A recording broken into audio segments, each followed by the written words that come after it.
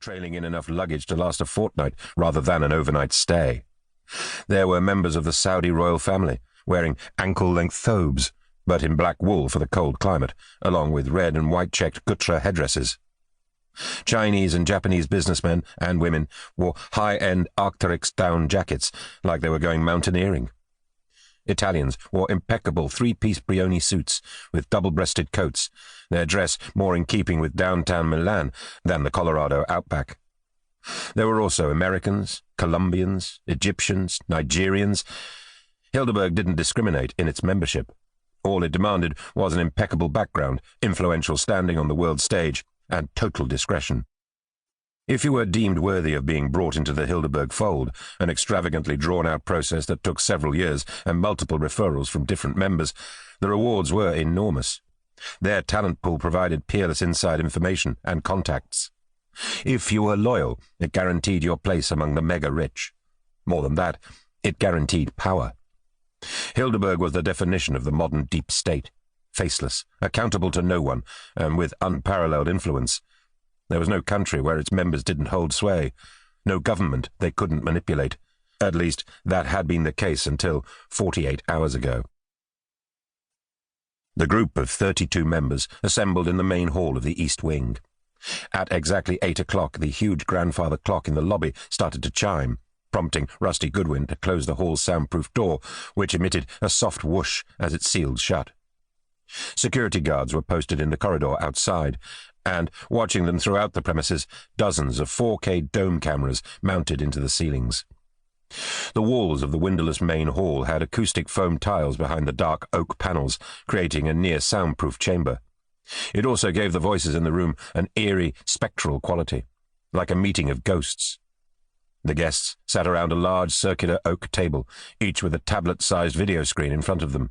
The anticipation in the air was palpable, the members eager to hear what news had been so pressing. Von Hayek pulled in his chair and lit a pipe. In the draughtless room, the smoke hung in the air around his head, like a brewing storm. "My friends," he said, in English, "I'd like to thank you all for coming here at such short notice. I know how difficult it is to clear an entire day from your schedules. But I think once the reason for this meeting becomes clear, you will agree how necessary it is that we take swift, decisive action." 30-year-old Wolfgang Tibor sat at an air-gapped laptop, one without any internet access capability, near the bar area, controlling the images being shown on the guests' screens. Von Hayek said, "As you all know from our recent meeting at Chateau Champ de Bataille, the British and American governments have recently circulated identical white papers called the Freedom and Privacy Act. As we discussed, the British Prime Minister, Simon Ali, and the American Secretary of Defense, Robert Snow, will be pivotal in securing support for this bill, one that pulls together the British and American intelligence services like never before. I don't need to remind you how much work has gone into this bill, and how much the group stands to make financially, thanks to our friends at Goldcastle." Von Hayek gestured towards Goldcastle's CEO, Jared Warner, to his right. Warner nodded graciously. Von Hayek went on, "Our investment in Goldcastle now amounts to over $4 billion, and I believe more than ever that this bill holds the key to our success for the next 20 years, maybe more." Von Hayek paused for a blast on his pipe, whilst Tibor projected a photo to the guest screens. It showed a long-range photo of a large house on the coast of Maine, with a tennis court, swimming pool, and boathouse, and a conspicuous security team surrounding it.